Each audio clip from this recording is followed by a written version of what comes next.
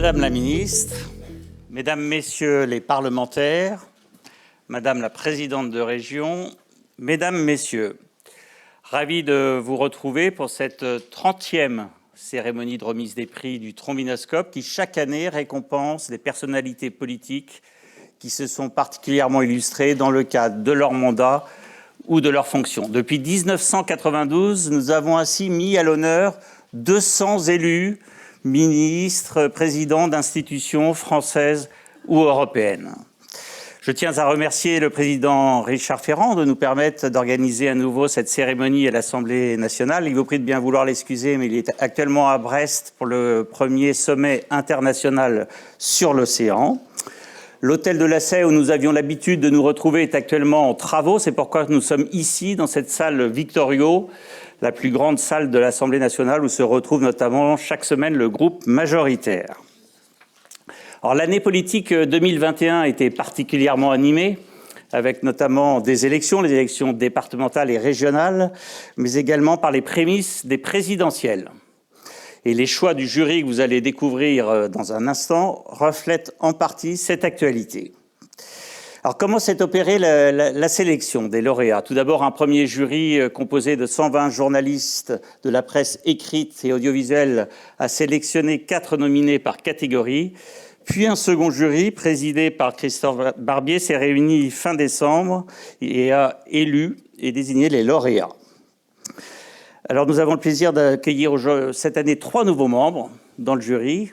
Donc, Nathalie Moret du groupe EBRA, qui représente la presse quotidienne régionale. Ludovic Faux de LCP Assemblée nationale et qui est également président de l'Association des journalistes parlementaires. Et Christopher Baldelli, nouveau président de Public Sénat. Alors, 7 prix seront décernés dans un instant. Le prix de la personnalité politique de l'année, de l'Européen, du ministre, du député, du sénateur, de l'élu local et de la révélation politique de l'année. Pour ce prix, l'Institut Opinionway a réalisé une enquête qui a contribué à éclairer les membres du jury. Rendez-vous incontournable de la vie politique, cette cérémonie du Trombinoscope rencontre un large écho et votre présence fidèle et de qualité en témoigne. Je tiens à remercier CCI France et BKI Consulting de s'être associés à cet événement, ainsi que nos partenaires médias, LCP Assemblée nationale et Public Sénat. Et sans plus attendre, je vous laisse découvrir ce palmarès 2021 du Trombinoscope, où les femmes seront particulièrement à l'honneur. Je vous remercie.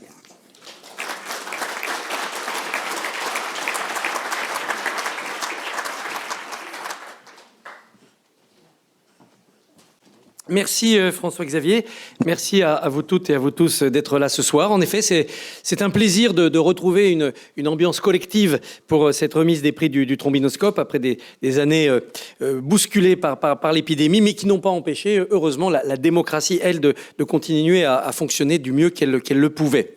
Le prix du Trombinoscope, le palmarès du prix du Trombinoscope, c'est toujours un moment un peu spécial dans une année politique pour nous, journalistes, parce que nous voulons signifier aux politiques, à celles et à ceux qui font la vie démocratique, à la fois notre attention permanente, notre intransigeance inflexible, mais aussi une certaine forme de compréhension, de bienveillance, qui doit bien sûr toujours se méfier de la complaisance, mais qui doit reconnaître que le métier, ou plutôt la vocation d'élu de la République, c'est quelque chose de particulièrement terrible, de particulièrement difficile, et ça l'est encore plus sans doute ces dernières années, à proportion des angoisses et des colères du pays. Donc il y a dans ce palmarès, au-delà de la désignation de gagnants ou de gagnantes, des suffrages, des scrutins de l'année écoulée, au-delà des mérites pour les choses accomplies, ou parfois des exploits d'orateurs ou des exploits dans les élections, il y a aussi ce témoignage. Nous sommes bien conscients que les élus, ceux qui risquent dans leur vie, leur réputation sur la compétition électorale, sur la vie politique, c'est quelque chose de remarquable, qu'il faut signaler. Ça l'est particulièrement quand on est en fin de mandat, Parce qu'il y a en plus l'impression qu'il faut regarder les 5 années écoulées, ce qui a été fait dans la longueur, ce qui a été accompli, ce qui aurait pu l'être. Et puis bien sûr, comme un balcon sur une forêt, comme une proue de navire, on regarde aussi devant et on se dit tiens, laquelle peut, sur les choses déjà accomplies, avoir un avenir, proposer des choses et incarner pour le pays un devenir flamboyant. C'est aussi cela que nous recherchons dans ce palmarès. François-Xavier l'a dit, c'est un palmarès marqué cette année par une parité qui va au-delà de l'égalité numérique. Chaque année, on en a le souci, sans en avoir l'obsession. On pratique d'abord par le mérite, par les choses accomplies, mais toujours on a la vigilance sur ce critère-là, c'est-à-dire ne pas oublier que les femmes sont la moitié de l'humanité et que notre démocratie, l'une des plus anciennes de l'Occident, doit être à la hauteur de ce défi. Puisque nous sommes dans la salle Victor Hugo, je voudrais aussi baigner notre réflexion collective d'une citation que Victor Hugo développe dans Choses vues. Il dit « Je ne suis pas avec un parti, je suis avec un principe. Le parti, c'est le feuillage, cela tombe. Le principe, c'est la racine, cela reste. Les feuilles font du bruit et ne font rien. La racine se tait et fait tout. » Une bonne vie politique, une démocratie éclairée, c'est une démocratie où il y a les deux. Il faut du feuillage, des branches, parce que la vie politique, c'est aussi de l'animation, c'est des choses à voir, à entendre, c'est l'agora du débat public. Et il faut rendre hommage à ceux qui se consacrent à des destins de feuillage. Mais c'est aussi, et fondamentalement, les racines. Sans les racines, les feuillages sèchent rapidement, mais sans les feuillages, les racines seraient un paysage bien triste et bien inutile dans notre humanité du XXIe siècle. Donc moi, j'aime que, à travers la politique que nous honorons dans ce palmarès, il y ait les deux. Il y ait bien sûr l'importance fondamentale de ceux qui se consacrent à la racine, mais ceux aussi qui participent au feuillage et à la joie du feuillage, surtout quand le printemps revient, ne doivent pas être ignorés. Cette métaphore fera plaisir, je l'espère, à Sandrine Rousseau, parce qu'on est vraiment dans l'écologie la plus végétale possible.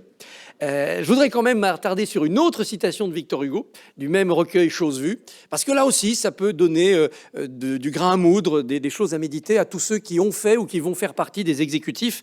Il disait en 1848, au début de 1849, quand Louis-Napoléon Bonaparte, fraîchement élu président de la République, a composé son gouvernement, il disait « Les ministres sont comme des carreaux de vitre, on voit le président au travers ». Sous plusieurs présidents, je pense que cette citation aurait pu et pourra servir. Victor Hugo nous accueille. Quel plus beau témoignage que de se placer sous ses auspices pour rappeler aussi que la démocratie française, c'est l'art de l'hospitalité, du vivre ensemble. Comme disait Alfred Sauvy, la démocratie, c'est l'art de savoir se diviser. C'est pas toujours être d'accord, mais c'est savoir gérer ces divisions. Et espérons que les scrutins qui nous attendent en 2022 mettront cela en avant. Sans plus tarder, nous allons commencer la remise des prix. À chaque fois, le journaliste qui remet le prix montera à cette tribune pour dire quelques mots. Et puis, le lauréat ou la lauréate viendra recevoir son diplôme et commenter cette distinction. Nous allons commencer avec l'élu local de l'année. Et c'est Ludovic Faux de la chaîne parlementaire qui va venir remettre ce prix. Ludovic, c'est à toi.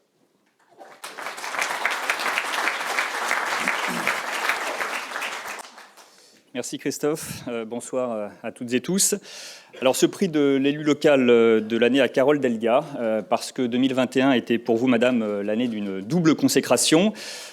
Consécration électorale tout d'abord, puisque vous avez été la présidente de région la mieux réélue, avec un peu plus de 57,7% des voix en juin dernier, ce qui est un signe de reconnaissance de la part des électeurs pour votre travail accompli à la tête de la grande région Occitanie, issu, je le rappelle, de la fusion entre Midi-Pyrénées et Languedoc-Roussillon, fusion que vous avez mise en œuvre au cours de votre premier mandat. Une grande région de 13 départements et 6 millions d'habitants. Consécration électorale donc, et puis consécration institutionnelle aussi, car signe de la reconnaissance de vos pairs, cette fois, vous avez aussi été élu à la tête de la puissante Association des régions de France, fonction que vous céderez à mi-mandat au président de la région Normandie, Hervé Morin. Alors, votre parcours est celui d'une élue locale brièvement montée à Paris pour être secrétaire d'État et qui a choisi de retourner assez vite dans son territoire. Votre premier mandat en 2008 a été celui de maire de votre commune de Martre-Tolosane, où vous habitez toujours. En 2012, vous êtes élu député. En 2014, vous devenez, je le disais, membre du gouvernement sous la présidence de François Hollande. Mais vous ne restez qu'un an à ce poste, car vous décidez d'être candidate à la présidence de la nouvelle région Occitanie. En septembre dernier, vous avez fait cette confidence d'ailleurs à France Culture à propos de votre expérience gouvernementale. C'est une des leçons de mon année ministérielle. Quand j'étais secrétaire d'État, j'avais l'obligation de séjourner à Bercy, et quand j'ai démissionné, je me suis dit plus jamais ça, parce que cela vous enferme complètement dans des lieux de pouvoir. Le soir, quand je rentre dans mon village et que je vois mon clocher, je me dis que je peux enlever l'armure, être moi. Mes voisins ne me parlent jamais de politique, on parle de la chaudière à mazout, des taupes, de la vie. Ça me connecte et ça me permet, je pense, de faire des politiques bien adaptées, ce qui, je crois, a été reconnu. Je pars des problèmes du réel, avez-vous dit. Alors, sans regret donc pour Paris, d'autant que quelques mois plus tôt, vous avez aussi fait cette déclaration au Nouvel Économiste à propos de votre mandat à la tête de la région. Je pense que j'ai plus de pouvoir qu'un ministre, même si la France reste une république centralisée, malheureusement. À la tête de l'ARF, vous plaidez d'ailleurs pour une nouvelle décentralisation. Vous nous en parlerez peut-être. Comme vous évoquerez peut-être un peu la campagne présidentielle, il y a quelques jours, vous avez publié sur Twitter une photo du parrainage que vous avez accordé à Anne Hidalgo, la candidate du Parti socialiste, votre parti, avec ce commentaire: plus convaincu que jamais qu'Anne Hidalgo a le projet et la stature pour diriger la France. Alors vous, l'élu local dont la voix porte désormais au niveau national, vous nous direz peut-être si, face au sondage, cette phrase tient de la conviction que tout est encore possible ou de la fidélité obligée à votre candidate. Si vous voulez bien me rejoindre, Madame Delga. Oui. Et CCI France étant partenaire du prix de l'élu local de l'année, je vous demande à son président, Alain Di Crescenzo, de bien vouloir nous rejoindre pour vous remettre ce prix.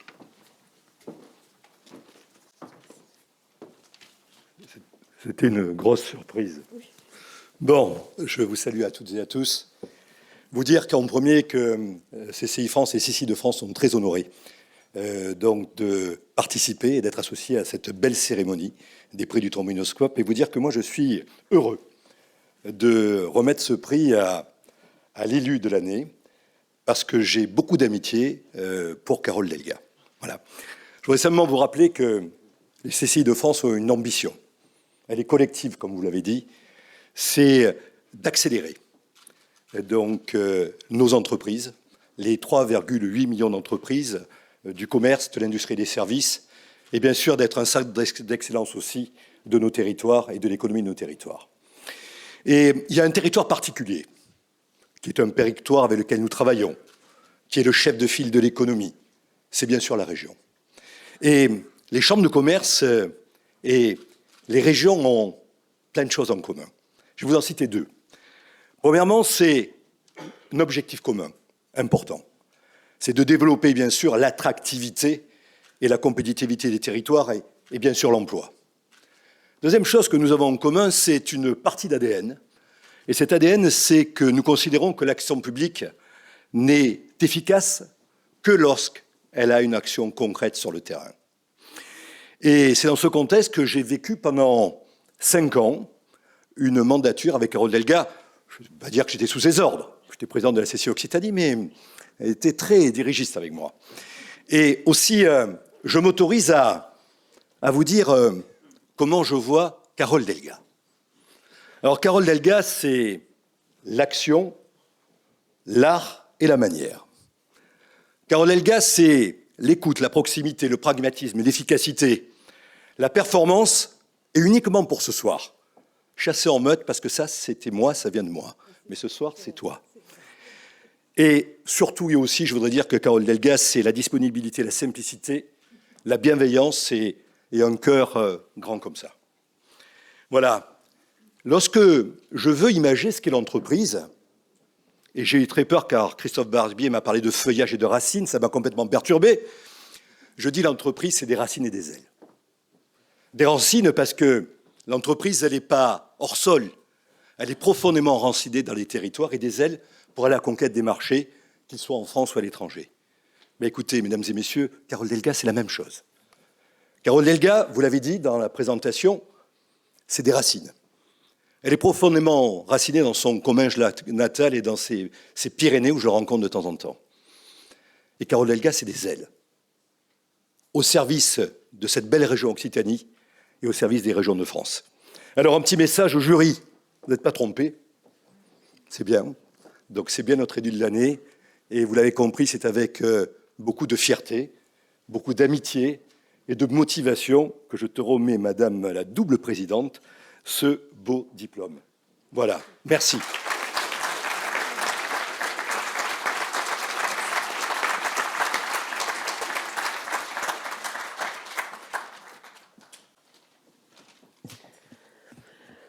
Donc, bonsoir à toutes et bonsoir à tous.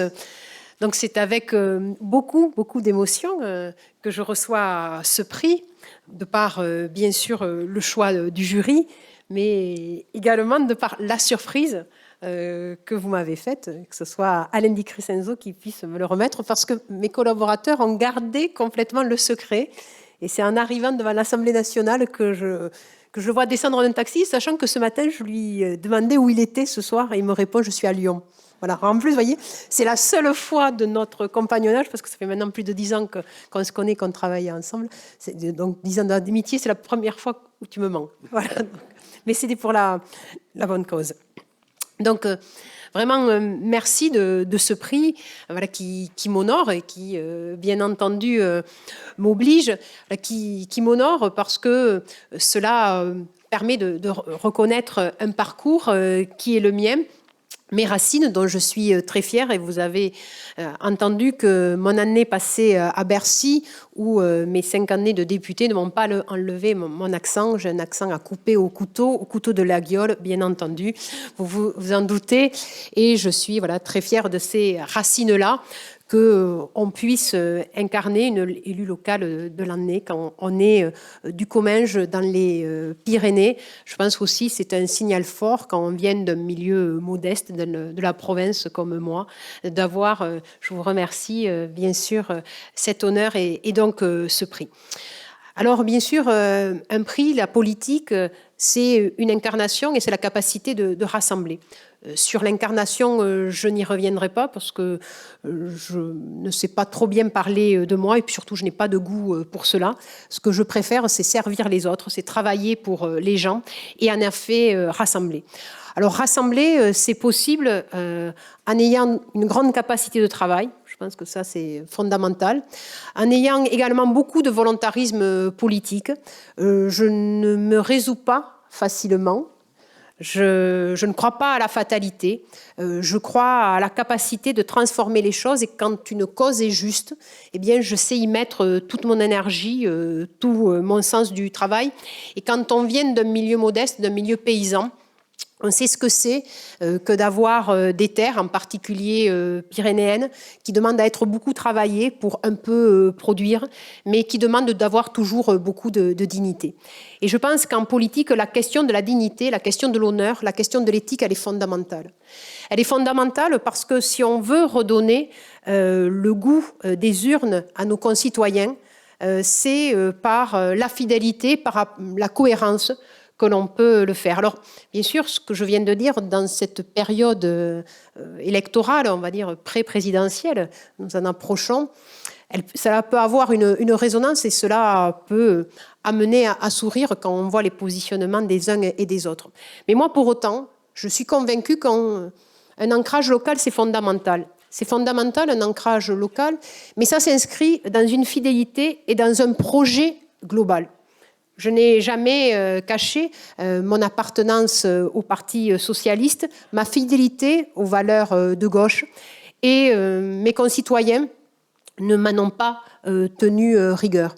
Et je pense que ce qu'il faut en politique, c'est avoir un cap très clair. C'est donner ses idées.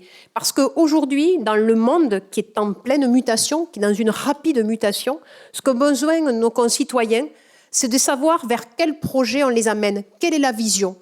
Et après, il peut y avoir des différences. Je ne pense pas que les plus de 900 000 personnes qui ont voté pour moi approuvent à 100% toutes mes prises de position.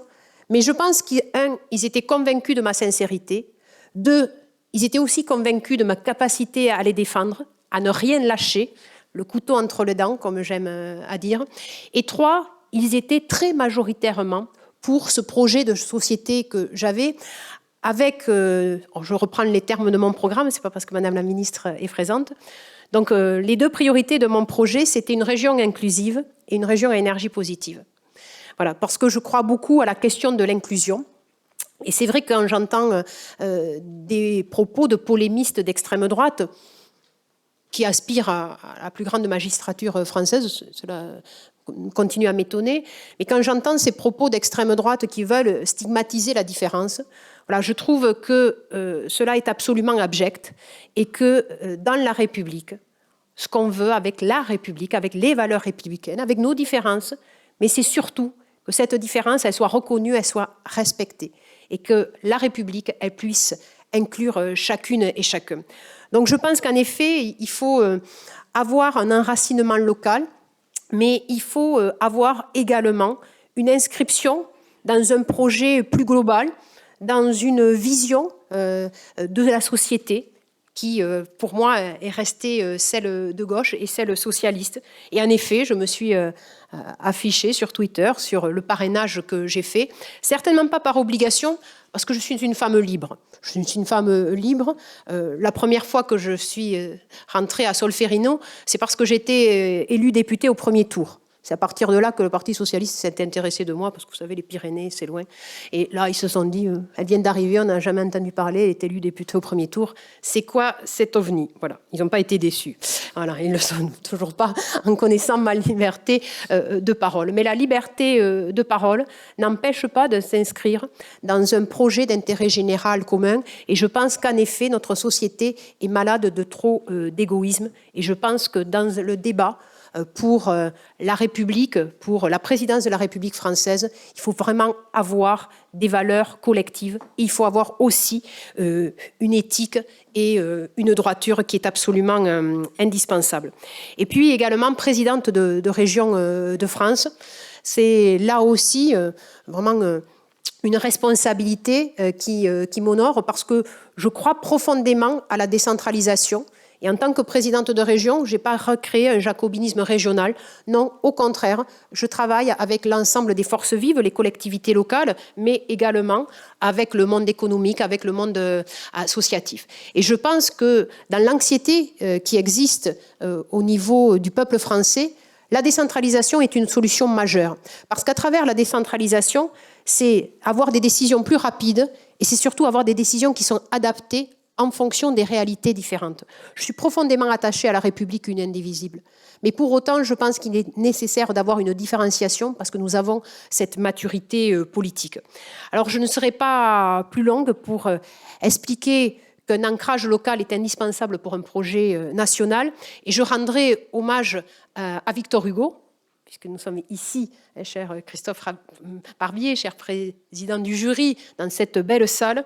Et la citation de Victor Hugo, celles et ceux qui me connaissent n'en seront pas étonnés, c'est celle-ci. Ceux qui vivent sont ceux qui luttent. Alors je vous souhaite de vivre pleinement et passionnément.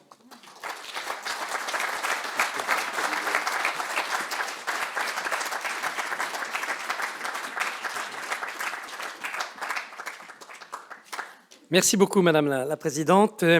L'Europe n'a pas toujours la place qu'elle mérite dans nos médias.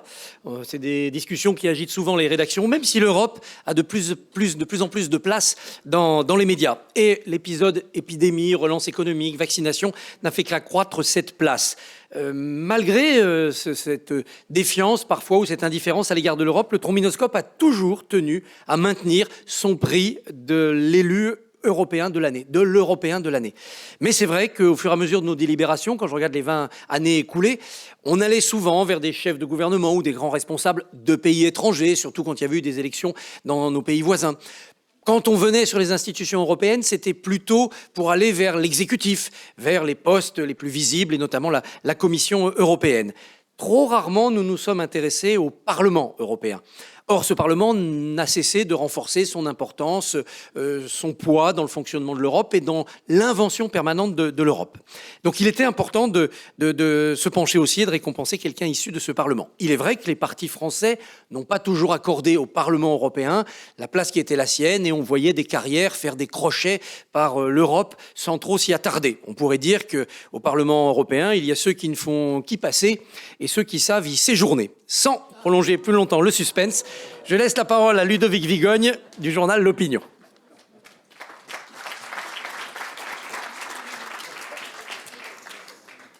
Cher Stéphane Séjourné, que vous est-il passé par la tête ce mercredi 19 janvier ? Vous êtes-vous dit que la politique était mutine, que l'histoire était taquine ? Qu'est-ce qui vous a traversé l'esprit quand, dans l'hémicycle du Parlement européen, le président Macron vous a donné du président Séjourné ? Ce jour-là, le chef de l'État était venu présenter ses priorités pour la présidence française de l'Union européenne. Et c'est peu dire que l'ambiance n'est pas sereine. La bataille présidentielle s'invite dans l'immense hémicycle gris et bleu pastel. Yannick Jadot claque, Jordan Bardella frappe. En déclarant souhaiter la victoire de Valérie Pécresse, Manfred Weber, le patron de la droite européenne, dérape. C'est simple. Comme aurait dit notre bien estimé président Christophe Barbier, on se serait cru à Strasbourg-Pif. Mais quelque chose me dit que vous n'avez pas été surpris. Stéphane Séjour, né de la dernière pluie, pas vraiment. Ce jour-là, je le disais, le président Macron vous donnait du président Séjourné, car c'est en tant que nouveau patron du groupe Renew que vous êtes adressé à celui que vous avez tant épaulé lors de sa conquête de l'Élysée. Vous avez été élu à ce poste au mois d'octobre dernier, et c'est pour cela que le jury du Trombinoscope a choisi de vous récompenser. À 36 ans, vous avez accédé à une place stratégique au sein du Parlement européen, et ce n'est pas si fréquent qu'un Français soit ainsi au cœur du système. Avec ses 101 élus, Renew est en effet la troisième force à Strasbourg et la charnière indispensable pour toute majorité. Jusqu'à présent, PSE et PPE avaient l'habitude de faire leur cuisine entre eux, c'est terminé. Autour de la table, il y a un nouvel invité et il a de l'appétit pour deux, car aussitôt à Strasbourg, Stéphane Séjour né, les faits européennes se sont penchés sur son berceau. Au sein du groupe Renew, les élus français sont les plus nombreux. Ce sont donc eux, donc vous, qui faites pencher la balance dans un groupe qui fait lui-même pencher la balance. Une étoile est-elle Séjour né ? Monsieur le député européen, vous voilà désormais en pleine lumière, après vous être longtemps épanoui dans l'ombre, auprès de Dominique Strauss-Kahn, lorsque celui-ci avait aussi des envies présidentielles, auprès de Jean-Paul Huchon à la région Île-de-France, auprès d'Emmanuel Macron surtout, dont vous serez un des fameux Mormons. À Bercy, au sein de son cabinet, vous deviendrez en 2014 son conseiller en charge des relations avec les élus, alors qu'en la matière, tout est à faire. Lors de la campagne présidentielle, vous serez aux avant-postes de la bataille. En mai 2017, vous serez nommé conseiller politique du nouveau chef de l'État. Du palais, l'ex-encarté PS que vous êtes veille à la bonne mise en marche d'une majorité qui ne prétend rien de moins qu'incarner le nouveau monde. Pour affaiblir l'ancien, plus résistant que le prétendaient certains, vous bataillez. Stéphane Séjour, tueur né, pied à pied. Vous essayez, Stéphane Séjour, né au vent, de humer ce qui traverse une société française dans un état d'ébullition quasiment permanent. En 2019, votre carrière prend un virage. Vous devenez le directeur de campagne de la liste macroniste aux élections européennes. Sur celle-ci, vous occupez la 6e place. C'est le premier scrutin du quinquennat avec 22,4% des voix. La majorité s'en sort mieux que prévu. À Strasbourg, vous devenez chef de la délégation française au sein de Renew, la nouvelle force centriste, constituée de 40 formations venues de 23 États membres.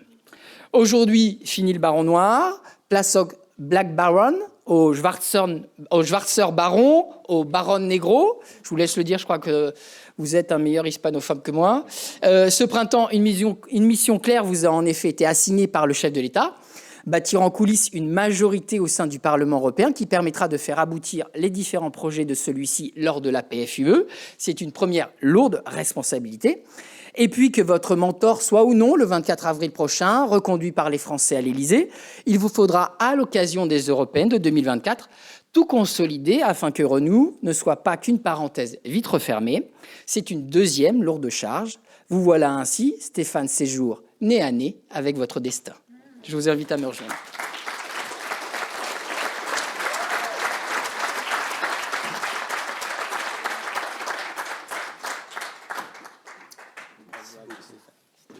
très gentil. Merci. Merci beaucoup. J'ai bien compris que entre Christophe Barbier et vous, vous étiez coordonnés sur les jeux de mots avec mon nom de famille. Je voudrais d'abord vous dire que c'est un grand honneur. D'abord, merci d'avoir choisi un parlementaire européen. Parce que c'est vrai que le Parlement européen aujourd'hui prend des responsabilités, prend de l'importance dans la vie européenne. Et on l'a vu d'ailleurs le 19, vous y faisiez référence avec le débat avec le chef de l'État. Je voulais vous dire aussi d'abord, peut-être que c'était un pari, vous l'avez dit entre les mots, un pari d'abord de créer un nouveau groupe politique au Parlement européen. C'était pas évident. On nous avait dit que c'était impossible, que nous ne pourrions pas réitérer ce que nous avions fait au niveau national. Et nous sommes partis d'une base des centristes, des libéraux européens pour implémenter effectivement ce nouveau groupe politique, Renew, avec des Français, des Roumains, des partis politiques maintenant polonais, où il n'y avait pas de nationalité, 23 nationalités, 101 députés. Et un deuxième pari gagné également, qui était d'être en responsabilité au Parlement européen. Vous savez, dans les chambres parlementaires, ici, les députés qui sont là le savent très bien, il y a deux manières d'être aux responsabilités. D'avoir une majorité ou de faire la majorité. Et nous avons décidé au Parlement européen de construire un groupe politique qui fait cette majorité avec des lourdes responsabilités dans les prochains mois et dans les prochaines années. Vous avez évoqué la fin du mandat en 2024, avec le pacte vert, la question du digital, du DSA, du DMA qui va arriver et qui vont construire des réglementations pour 2024 qui va façonner aussi la vie de plus de 500 millions d'Européens. Et donc, grande responsabilité pour le groupe, grande responsabilité aussi pour les parlementaires français qui ont aussi un grand poids dans ce groupe. Vous avez dit 23 parlementaires sur 101 députés, 23 nationalités, mais aussi 40 partis politiques. Et donc, je fais la tournée en ce moment de toutes les capitales européennes pour justement construire et consolider justement ce groupe parlementaire qui sera mis à l'épreuve en 2024 avec des nouvelles élections. Voilà, je voulais vous dire aussi peut-être que au-delà de ça, la politique européenne, c'est d'abord de la politique. Et je compte aussi sur vous, chers amis journalistes, pour européaniser la politique française. Nous avons construit des passerelles, on a fait tout pour aujourd'hui donner à voir ce qui est réalisé au niveau européen. Et puis, les parlementaires européens ont leur légitimité. Cher Ludovic, nous avons été élus avec beaucoup de participation, en plus de 10%, 8 points de participation supplémentaires par rapport aux autres élections, en moyenne 5 ou 6 points en Europe. Donc ces élections parlementaires européennes en 2019 ont permis justement de faire émerger une nouvelle classe politique avec beaucoup de renouvellement, 60% de renouvellement, un investissement qui est un peu différent de mes prédécesseurs, puisque toute une génération a choisi ce mandat comme premier mandat et pas comme mandat de voie de garage ou voie de substitution, avec un vrai investissement sur le long terme. Et je le pense aussi de manière pluraliste au sein des autres groupes parlementaires. Je pense notamment, ça faisait très longtemps qu'on n'avait pas eu de Français en conférence des présidents au Parlement européen pour décider. Aujourd'hui, on est 2 avec Manon Aubry. Mais on a toute une génération en tout cas qui est montée et ça, je souhaite que ça soit souligné et je vous remercie en tout cas de mettre à l'honneur aussi le Parlement européen, mon groupe en particulier, mon investissement aussi. Ça a été un changement de configuration par rapport à tous les épisodes que vous avez évoqués depuis la région Île-de-France, Bercy. Et puis la campagne présidentielle et l'Élysée. Mais cette nouvelle étape, en tout cas, nous donne beaucoup à faire. Et je vous remercie volontiers en tout cas de l'honneur que vous avez mis à l'honneur le Parlement. Merci beaucoup.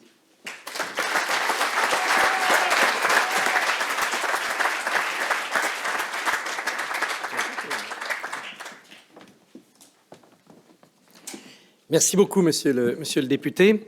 Comme vous l'avez compris, un certain nombre de membres du jury espèrent finir leur carrière à l'Almanach Vermeaux ou au Canard enchaîné. Donc on fait ce qu'on peut chaque année pour se faire remarquer. Mais si nous multiplions comme ça les calembours, c'est parce qu'on sait qu'un art oratoire suprême nous est interdit, nous est inaccessible, celui des grands politiques, des grands parlementaires qui prolongent cette tradition tribunicienne française. Au commencement était le verbe dans notre vie politique et au fil des tweets et des punchlines, on n'est que plus attaché au véritable discours. Et le prix qui va être remis maintenant par Nathalie Moret du groupe EBRA va illustrer entre autres cette forme mise au service du fond dans l'art oratoire politique. Je laisse la parole à Nathalie Moret pour annoncer le lauréat du prix du sénateur de l'année.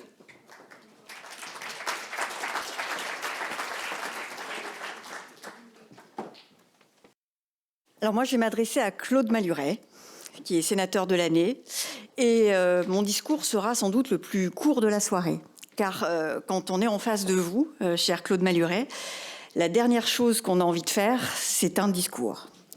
Car vous savez que si vous êtes là ce soir parmi nous, c'est justement parce que le jury du Trombinoscope considère que vos discours au Sénat devaient être récompensés. Chacune de vos interventions, quand vous êtes au Sénat, est désormais attendue, commentée, scrutée et relayée sur les réseaux sociaux que vous appelez les réseaux asociaux. C'est quand même un comble pour un sénateur qui n'a même pas de compte Twitter actif. Claude Maluret, il faudrait peut-être vous y mettre. À 71 ans, cher Claude Maluret, vous faites le buzz à chaque fois que vous prenez la parole au Sénat. Votre dernière intervention a été vue plus de 2,5 millions de fois. 2,5 millions de fois. Tout support confondu. Ça fait de vous quasiment un influenceur. C'est même un total paradoxe, je peux le dire moi qui vous connais bien, parce que vous cultivez depuis toujours la modestie et la discrétion. Peut-être c'est parce que vous êtes médecin épidémiologiste, mais vous êtes carrément immunisé contre l'hubris. Je le disais, vous êtes médecin, donc à la base épidémiologiste. Vous avez ensuite été président de Médecins sans frontières, secrétaire d'État aux droits de l'homme dans les années 80. Vous avez même fondé le site Doctissimo, peut-être que ici peu de gens le savent. Puis vous avez tout fait. Vous avez été député européen, maire de Vichy durant 25 ans, ville que vous avez totalement transformée. Et vous êtes aujourd'hui sénateur de l'Allier, président du groupe Les Indépendants au Sénat, et donc l'un des visages les plus tweetés de la Haute Assemblée. Je sais que quand vous avez su que vous étiez désigné le sénateur de l'année, vous avez dit « Mais pourquoi moi ? Pourquoi vous ?» Eh bien parce que vous incarnez finalement tout ce qu'est le Sénat. Vous êtes indépendant, comme le nom de votre groupe. Vous pointez ce qui va ou ce qui ne va pas, que ça fasse plaisir ou non, et vous ne recherchez pas la lumière. Vos discours que vous prenez grand soin d'écrire vous apportent donc aujourd'hui une forme de reconnaissance de la part du grand public qui découvre qu'un sénateur peut à la fois être sérieux et drôle. Je ne citerai qu'une seule de vos punchlines, et ça a été difficile d'en choisir une, mais j'avoue que c'est une de mes préférées. Elle s'adresse aux antivax, une de vos têtes de turc préférées. Je vous cite.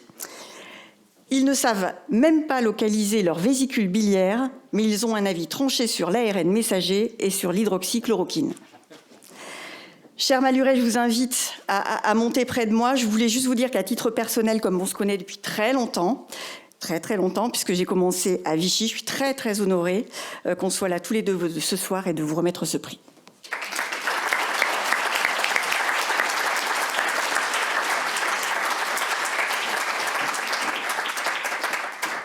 Merci beaucoup.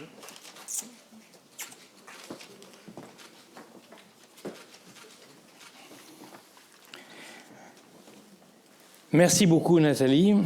Je voudrais tout d'abord remercier François-Xavier Lallière, éditeur du Trombinoscope, qui est notre amphitryon ce soir, par délégation peut-être de Richard Ferrand, puisque nous sommes à l'Assemblée nationale, et remercier tous les partenaires qui organisent avec vous cette manifestation, qui est devenue, au fil des années, un incontournable de la vie publique. Votre prix est désormais Au monde politique, n'ayons pas peur des mots, ce qu'est le Goncourt à la littérature. Pour ceux qui en douteraient, la meilleure preuve, c'est qu'il y a visiblement plus de journalistes ce soir dans cette salle que chez Drouin le jour de la remise du Goncourt. Je vais continuer de filer la métaphore en exprimant mes remerciements aux membres du jury et à leur président, Christophe Barbier, en leur disant que c'est un honneur tout particulier d'être distingué par un arrêt aux pages composé de l'élite des journalistes politiques. Ce n'est pas de la flatterie, je le pense, comme son homologue littéraire l'est de l'élite des écrivains. Merci à Nathalie Moret, qui est ici la délicieuse ambassadrice de la presse quotidienne régionale, si essentielle à notre démocratie et accessoirement si essentielle aux sénateurs. Nathalie Moret, que je suis ravi de retrouver en me souvenant, comme elle, de l'époque où elle écrivait pour La Montagne et où j'étais maire de Vichy. Si j'ai bien compris vos paroles, chère Nathalie, ce prix de sénateur de l'année ne m'a pas été décerné parce que j'aurais réussi à faire voter une loi d'une importance particulière ou parce que j'aurais présidé une commission d'enquête parlementaire disséquant un scandale particulièrement retentissant. C'est, dites-vous, en raison de la qualité de mes discours. Si après 30 ans de vie politique, je pouvais encore rougir, soyez sûr que je le ferais. Tant j'ai conscience, et je crois que nous serons tous d'accord, de l'importance que revêt en France l'art oratoire, à l'instar d'ailleurs de la littérature que j'évoquais tout à l'heure.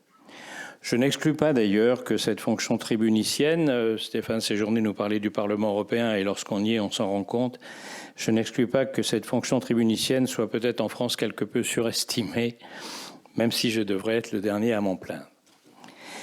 Pour ne pas être trop long, je voudrais me borner à une réflexion qui ne surprendra pas ceux qui ont l'habitude de m'écouter. Ce qui a donné l'écho à mes discours, ce n'est pas le Sénat, car je n'y ai les meilleurs jours que 348 auditeurs. Ce n'est pas la télévision, car mes interventions ne sont pas formatées pour la minute 30 warholienne d'un passage au journal télévisé. Ce sont les réseaux sociaux, effectivement, ce qui est un énorme paradoxe, puisqu'une bonne partie de mes propos consiste à les qualifier, non pas de réseaux asociaux, mais bien pire, Nathalie, de réseaux antisociaux, RAS, et à partager à leur sujet l'avis d'Obama, qui estime qu'ils sont devenus une menace pour la démocratie. Leur fonctionnement n'aboutit pas, contrairement à ce qu'ils prétendent, au gouvernement du peuple, mais à celui de la foule. Je n'avais pas prévu cela, mais puisque tout le monde a cité Victor Hugo ce soir, il faut que je le cite aussi. La foule est traître au peuple, et c'est bien le problème des réseaux sociaux. La foule qui, lorsqu'on lui pose la question « Qui faut-il crucifier ?», répondra toujours « Sauver Barabbas ».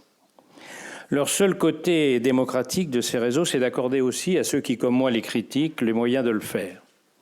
Ce n'est pas par vertu, bien entendu, comme Voltaire se battant pour que ses contempteurs aient le droit de s'exprimer. C'est pour la frénésie de l'audience, le buzz en bon français. Dites de nous du bien ou du mal, ça nous est égal, mais dites-le sur notre plateforme. Comme les capitalistes aux bolcheviks, selon Lénine, ils sont prêts à vendre la corde pour les pendre, pourvu qu'elle leur apporte beaucoup. J'ai bien conscience que ma corde n'est qu'un fil bien ténu, et que mes imprécations ne changeront pas le cours du monde. Même si le million de vues en moyenne de mes vidéos, vous l'avez dit tout à l'heure, Nathalie, me place désormais dans la catégorie des influenceurs sur Twitter. Non pas parce que je n'ai pas de compte Twitter, j'ai un compte Twitter et j'ai des milliers d'abonnés, des dizaines de milliers d'abonnés, mais je n'ai jamais écrit un seul tweet, ce qui reste pour moi une énigme. Mais même si le monde ne change pas, même si le monde ne doit pas changer, comme Caton l'Ancien, répétant des années durant son Delenda est Carthago, je continuerai inlassablement à répéter et à proposer la formule que je vous propose ce soir, dominandum est pallium, il faut dompter la toile. Je remarque au passage que les Romains avaient compris bien avant Twitter que la force d'une maxime tient dans sa concision. Ils avaient en définitive 2000 ans d'avance. Après cela, bien sûr, le cheval tenait lieu de fibre optique et les messages allaient moins vite. Mais peut-être, pour nous poser la question, était-ce un avantage ou un inconvénient ? Pourquoi est-ce que je dis cela ici ? Parce que je parle devant des journalistes et que les temps changent. J'ai longtemps vécu dans un monde où pour les politiques, journaliste voulait dire Satan, et où pour les journalistes, politique voulait dire gibier. Je ne pousserai pas l'irénisme jusqu'à dire que ce monde a disparu, mais il a changé. Devant la prolifération des fake news, des injures et des meutes en furie qui écrasent le débat public, devant les bots, BOTS, et les trolls des dictateurs, on peut dire aussi d'ailleurs BO2TES pour les dictateurs, qui sabotent les élections des pays libres, le combat est nécessaire. Les journalistes font désormais du fact-checking, les politiques rédigent le Digital Services Act. Parce qu'il ne s'agit plus seulement de faire vivre nos institutions, il s'agit aujourd'hui de les défendre. Et devant cette salle qui réunit le monde du journalisme et le monde politique, je voudrais souligner notre responsabilité commune, celle de défendre la démocratie. Vous le faites par votre plume, je tente de le faire par mes discours. Et puisque je parlais des Romains, je voudrais citer Horace. Quel que soit ton propos, qu'il soit bref, le mien a déjà été trop long, je m'arrête là. Merci beaucoup.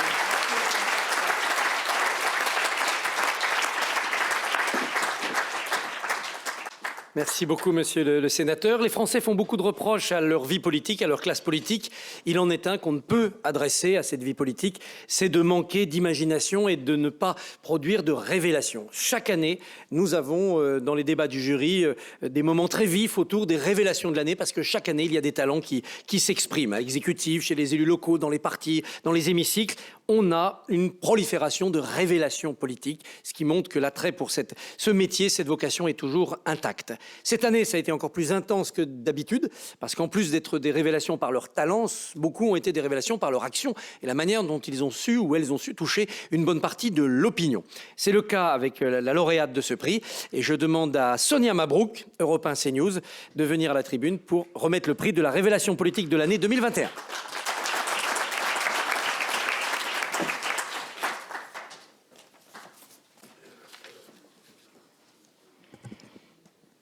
Bonsoir à vous.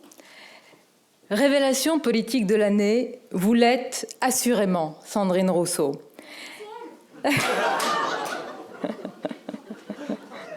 C'est bien la première fois que je fais plaisir à Alice Coffin. Je crois même que ce sera la dernière. Révélation d'abord pour le grand public, qui au gré de vos sorties politiques et parfois de vos sorties de route, a découvert un écoféminisme militant que vous revendiquez avec une radicalité bien trempée et bien assumée, comme lorsque vous dites, et je vous cite, « Le corps des femmes, le corps des racisés, nous le prenons, nous l'utilisons et nous le jetons.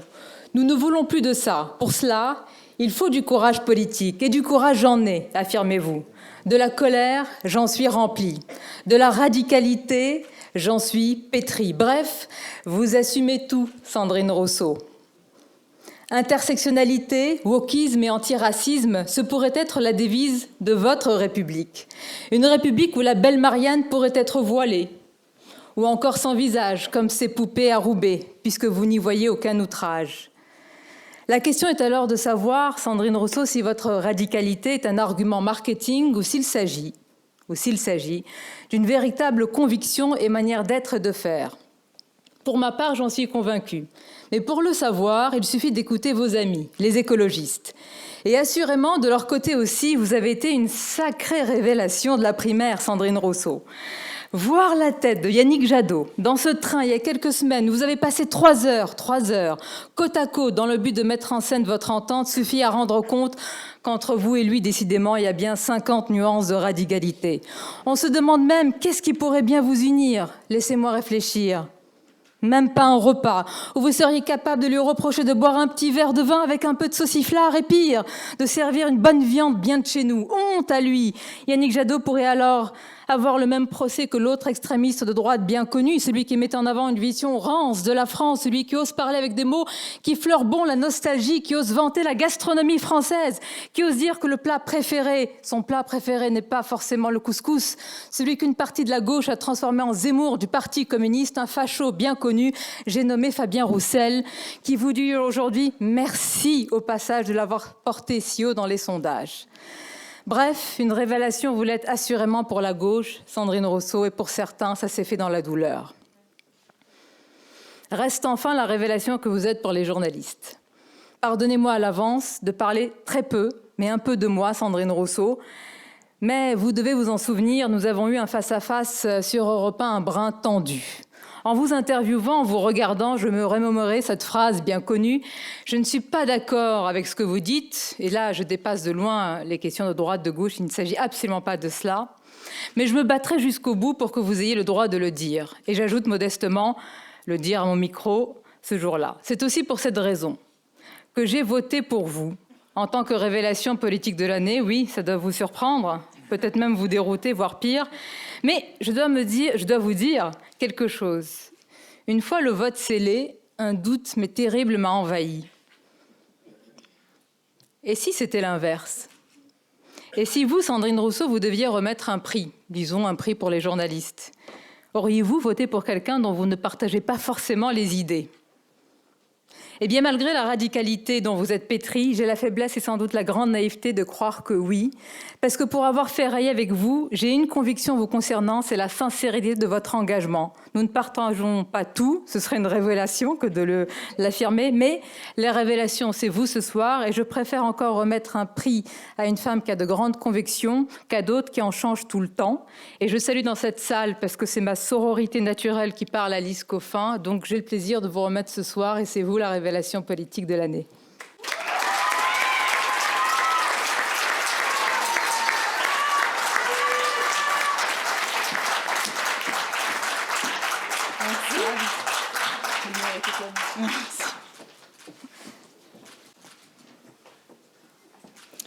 Oups, je suis plus petite. Déjà, je voulais vous remercier très sincèrement parce que j'avoue avoir été surprise de recevoir, quand j'ai été contactée par vos équipes pour me dire que j'avais reçu ce prix. Et j'étais encore plus surprise, en effet, quand j'ai vu les membres du jury et j'ai imaginé l'âpreté des débats dont vous venez de rendre un tout petit peu compte. J'imagine qu'ils ont été encore pires. Mais merci, du coup, de m'avoir remis ce prix et de me l'avoir décerné. Je voulais juste peut-être expliquer 2 ou 3 choses de ce qui s'est passé dans cette campagne, parce que je ne suis pas sûre que à l'aune de uniquement l'écume et des polémiques, on mesure en fait la totalité de l'engagement qui a été le mien avec l'équipe dont je vais parler dans un instant. La première des choses, c'est que j'ai essayé, modestement aussi sans doute, de porter dans le débat politique de nouveaux mots, de nouveaux concepts, enfin de nouveaux mots. Disons des mots qui étaient très présents dans le monde militant et activiste depuis très longtemps, puisque la première fois que l'occurrence du mot écoféminisme apparaît dans un livre, c'est en 1974, c'est Françoise d'Aubonne qui écrit à l'époque « Le féminisme ou la mort ». Il a mis près de 50 ans à arriver dans le débat politique, et peut-être est-ce là finalement une des questions que l'on devrait se poser, c'est pourquoi le débat politique, le personnel politique met tant de temps à être perméable aux mouvements sociaux, aux mouvements sociétaux, aux mouvements activistes qui animent la société. C'est ce que j'ai tenté de faire en mettant en avant plusieurs valeurs. Les premières, c'est que notre monde est fondé sur une forme de prédation de l'environnement, de la nature, prédation des humains, de certains, qui vivent difficilement cette société.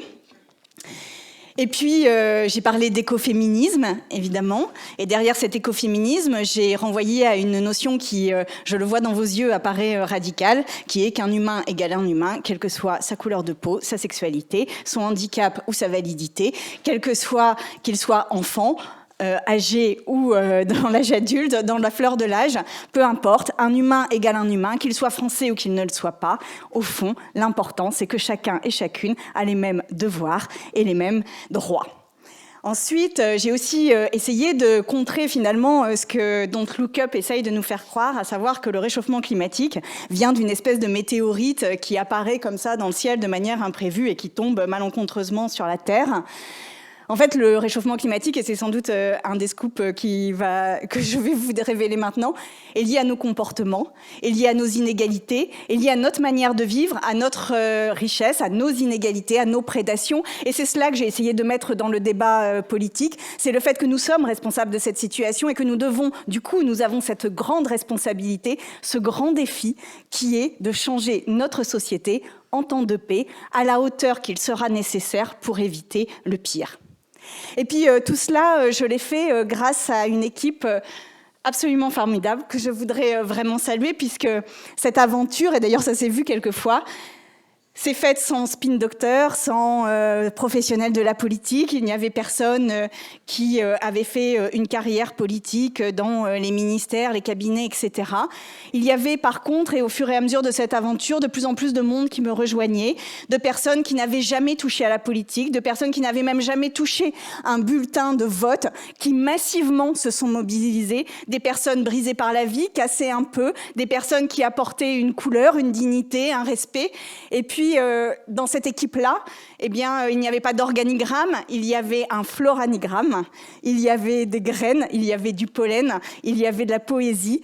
Et je pense pouvoir le dire, nous nous sommes beaucoup amusés aussi, nous avons pris beaucoup de plaisir à faire cette campagne. Et je voudrais vraiment remercier une partie de cette équipe qui est ici. Merci. Et un merci tout particulier à Mawa, qui filme là, qui a derrière son ordinateur subi les vagues de cyberharcèlement et d'insultes, et qui en a été personnellement affectée. Merci à toi d'être là. Regarde, tu vois, ça n'a pas servi à rien. Et puis la dernière chose que je voudrais dire, c'est que quand j'ai été interviewée par vous, et d'ailleurs je pense que la première grande interview que j'ai eue, c'est finalement chez Sonia Mabrouk. Peut-être est-ce là notre destin commun.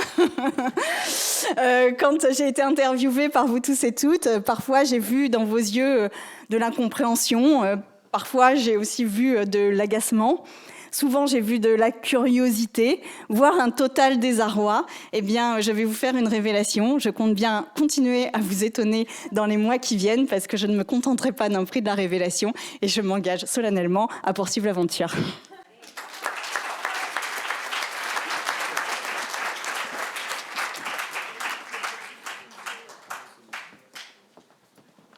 Merci beaucoup, Madame Rousseau. Merci beaucoup.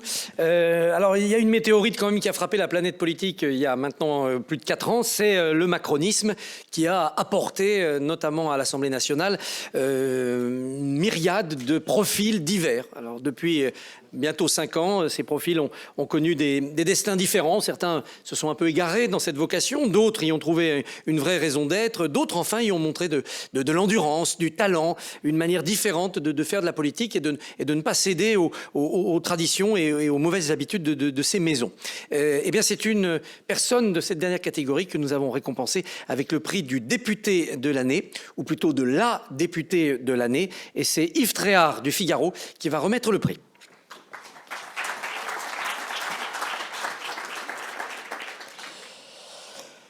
Mais qui se cache derrière le sourire de Yael Braun-Pivet ? En presque 40 ans de métier, j'ai rarement vu une parlementaire, parce que sinon je vais me faire allumer, afficher un visage aussi avenant qui inspire gentillesse et sympathie. Même quand elle est en difficulté, la présidente de la commission des lois de l'Assemblée nationale paraît de bonne humeur. Et c'est précisément dans l'adversité qu'elle est apparue à la lumière de l'actualité pendant l'affaire Benalla.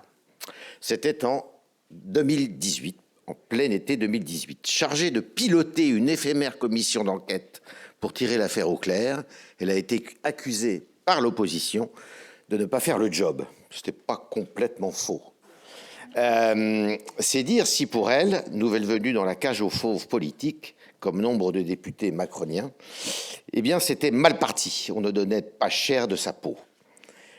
On pensait même qu'à mi-mandat, eh bien, elle ne serait pas reconduite à la tête de la commission des lois. Eh bien, on s'était trompé. On s'était trompé. La preuve, elle est aujourd'hui élue députée de l'année pour 2021. Elle n'a perdu ni son sourire, ni sa bonne humeur, mais Madame la députée s'est endurcie avec l'expérience.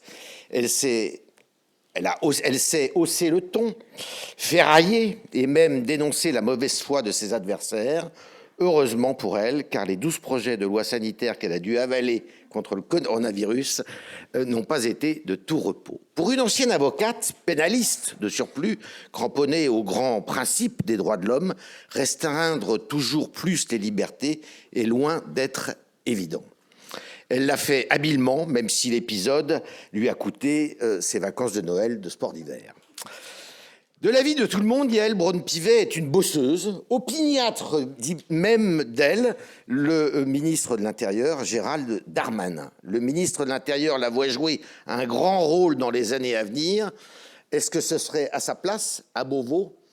Eh bien, on verra. Plutôt garde des Sceaux, je pense, en cas de réélection d'Emmanuel Macron. Cette mère de 5 enfants, qui a quitté son métier pour suivre un temps son mari à l'étranger, était prise de justice, à un point tel qu'elle pourrait presque parfois passer pour un peu naïve. Mais après tout, on ne fait rien de grand si on n'essaye jamais, et Yaël Braun-Pivet essaye toujours, ne renonce jamais, même si cela n'aboutit pas.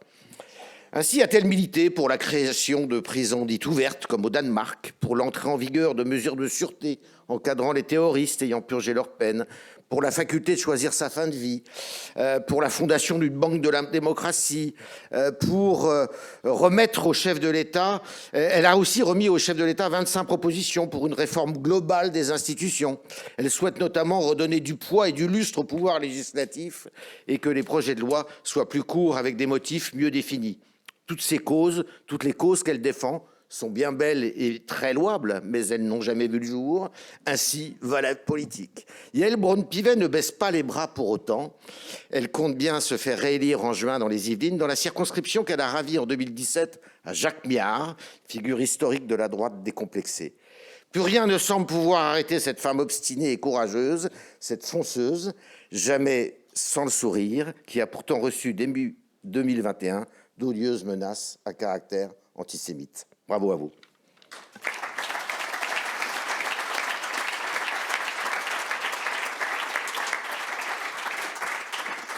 Je suis obligée de sourire. Bravo. Merci beaucoup.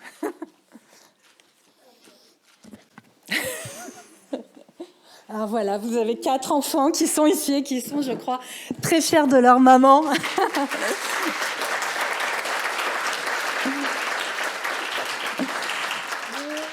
Et effectivement, cher Yves, cher membre du jury, je n'arrive pas à me départir de mon sourire parce que s'engager pour nos concitoyens, s'engager en politique, je crois que c'est le plus bel engagement qu'on peut avoir. Se sentir utile et peut-être maintenant se sentir vraiment à sa place, ça vous rend pleinement heureux.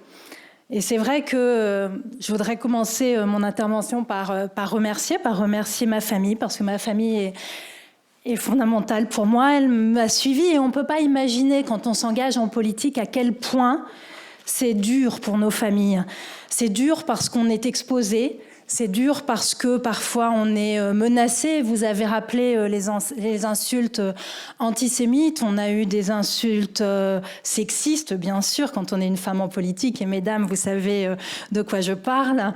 Des menaces aussi avec la gestion de la crise sanitaire. Et c'est vrai que nos familles sont mises à rude épreuve. Et sans nos familles, je crois que nous ne serions pas à nos places et nous ne serions pas engagés tels que nous le sommes. Donc vraiment, merci à eux. Merci aussi à nos équipes parce que on est députés, on est président de région, on est élus locaux, on est seul à affronter ces responsabilités, mais en vrai, on n'est pas seul. On a des équipes, on a des collaborateurs qui sont à nos côtés. Et moi, j'ai la chance d'avoir des collaborateurs qui sont avec moi depuis 2017. Il paraît que c'est rare en politique, mais une équipe forte, soudée, c'est ce qui fait aussi qu'on arrive à tenir sa place et qu'on arrive à affronter tous les obstacles qui peuvent se trouver sur notre route. Et puis, il faut aussi quelques anges gardiens, et j'en ai à l'Assemblée nationale. Je pense à Alexandra, et puis je pense évidemment à Damien Chamussy, le directeur de la séance aujourd'hui, et qui était chef de la division de la commission des lois à mon arrivée à la présidence de cette commission. On a besoin aussi de ces anges gardiens pour réussir. Je suis un petit peu émue parce que c'est dans cette salle que tout a commencé, ou presque. J'ai été élue députée dans les Yvelines, chère Valérie, dans la 5e circonscription des Yvelines. Et puis, dans cette salle, quelques jours plus tard, j'ai été élue présidente de la commission des lois. Présidente de la commission des lois, c'est un poste formidable, un poste extraordinaire. Et effectivement, vous l'avez rappelé au début, c'était pas gagné. C'était pas gagné parce que c'était la première fois qu'une novice arrivait à cette fonction à l'Assemblée nationale. Et pourtant, dès le départ, mes collègues, mes 72 membres de la commission des lois, vous savez que, comme toutes les commissions à l'Assemblée, elle regroupe toutes les tendances politiques de l'Assemblée. Eh bien, mes collègues m'ont fait confiance tout de suite et ils ont tout de suite joué le jeu des innovations que j'ai voulu apporter à l'exercice de ma présidence. Et quelques mois après l'accession à mes responsabilités, j'ai emmené tout le monde sur le terrain. Nous sommes allés visiter des prisons. Le même jour, dans toute la France, même en Outre-mer, tous les partis politiques vont jouer le jeu. Et nous avons continué, nous avons été visiter des CRA, nous avons été visiter des commissariats. Et ces visites conjointes de terrain ont montré un esprit commission des lois, ont permis également d'exercer notre activité si importante de contrôle et ont permis aussi, je crois, de souder cette commission autour d'une action commune, respectueuse, dans un objectif d'intérêt général qui est l'objectif de tout parlementaire, de tout élu. Et je crois que nous avons fait œuvre utile ce faisant. J'ai également emmené la commission des lois en prison en réunissant cette commission hors les murs. Et je crois que ça aussi, c'était des initiatives inédites. Donc voilà, essayer en tant que nouvelle venue en politique de moderniser la façon dont travaille notre institution. Je crois que c'était essentiel. Et puis pour terminer, c'est vrai que j'ai acquis une conviction. Nos compatriotes, nos concitoyens, ils aiment leurs élus, ils aiment le Parlement et ils ont besoin d'élus qui jouent pleinement leur rôle. Et pour ce faire, je plaide effectivement pour un Parlement qui soit renforcé dans l'exercice de ses prérogatives, qui puisse travailler mieux, en ayant une anticipation des sujets plus importantes, en pouvant mieux concerter avec nos concitoyens sur les grandes réformes à venir. Un Parlement qui maîtrise son destin. Vous avez parlé de la fin de vie. Je crois que sur certains sujets, nous devrions pouvoir avoir une plus grande maîtrise de notre ordre du jour et un accès au Sénat pour que nos textes puissent être discutés sans forcément être inscrits là-bas par le gouvernement. Un Parlement renforcé dans ses pouvoirs d'évaluation, dans ses pouvoirs de contrôle. Je crois que c'est tout cela que nos concitoyens attendent aujourd'hui d'une grande démocratie. Et nous avons montré pendant la gestion de la crise sanitaire à quel point le Parlement était utile, était nécessaire pour contrôler le gouvernement, pour travailler sur les différentes mesures, pour bien en vérifier l'opportunité, la nécessité, la proportionnalité. Et nous avons fait ce travail tout au long de ces 2 dernières années. Et je crois que nous avons vraiment eu un rôle utile. Pour terminer, je voulais vous dire, c'est très étonnant parce que je fais partie de cette nouvelle majorité, de cette fameuse société civile qui est rentrée en politique. C'est vrai que terminer mon mandat par cette nomination et cette élection à cette... être le député de l'année, c'est pour moi vraiment quelque chose d'extraordinaire parce que ça montre, et je crois qu'au-delà de moi, ça montre à tout le monde que, en fait, il y a de la place en politique pour tout le monde. Il y a de la place en politique pour la société civile, il y a de la place en politique pour ceux qui souhaitent s'engager sincèrement dans l'intérêt de nos concitoyens. Donc finalement, si je n'avais qu'un seul mot pour conclure, c'est de dire « engagez-vous ». Ça vaut le coup et on a besoin de tout le monde.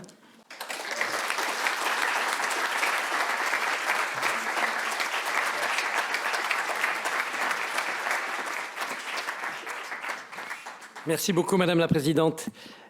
Traditionnellement, nous terminons la cérémonie par le prix de la personnalité de l'année 2021. Là, on va un peu croiser, on va faire une petite entorse au règlement, on va le remettre en avant-dernier.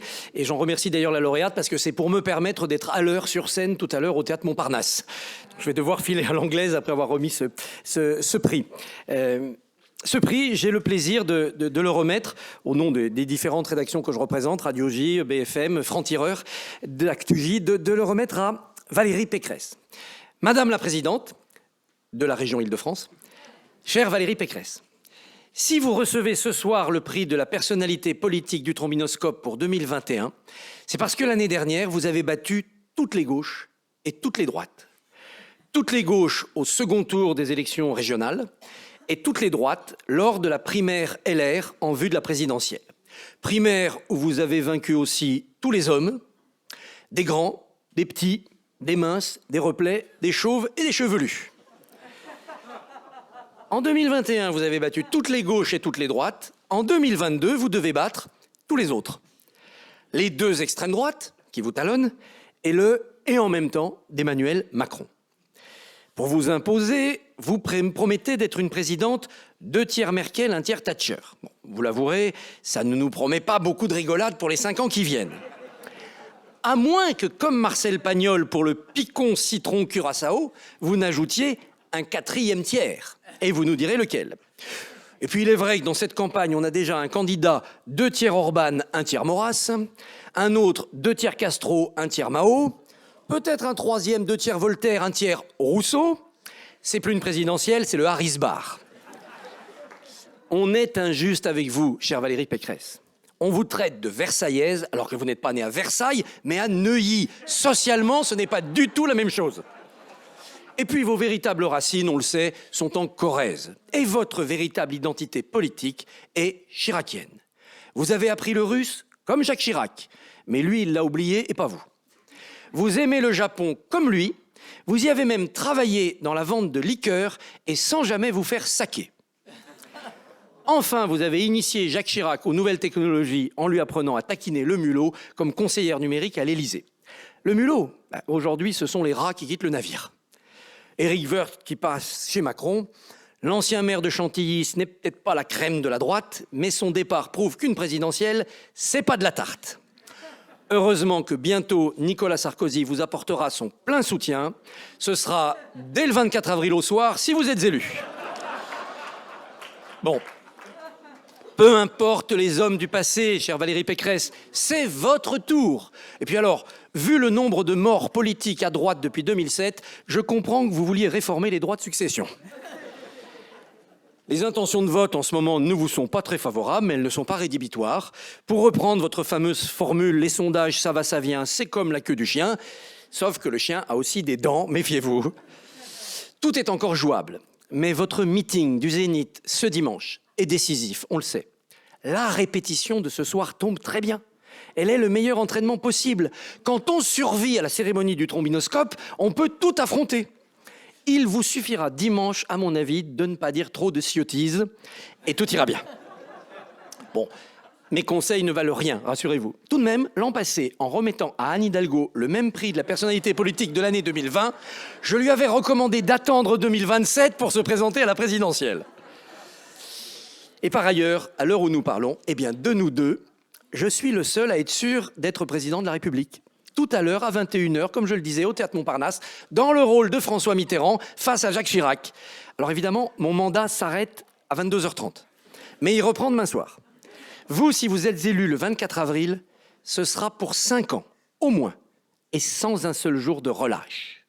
Si vous voulez d'ici là vous distraire sans trop perdre le fil de la campagne, vous êtes mon invité au théâtre, même comme chiracienne. Chère Valérie Pécresse, pour conclure, vous êtes née le 14 juillet. Quel plus beau signe d'un destin patriotique. Bon, cela dit, Alain Juppé est né le 15 août et il n'a jamais vu la Vierge. Mais si vous êtes élue présidente de la République française, vous serez la seule femme au monde qui s'offrira un défilé militaire pour son anniversaire.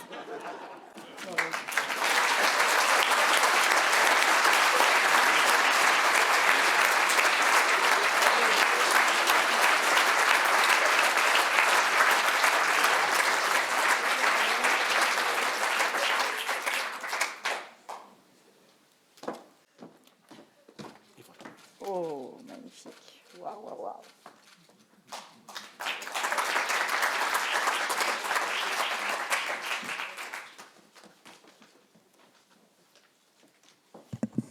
Chers tous, 5 femmes sur 7, il est temps que ce prix s'arrête.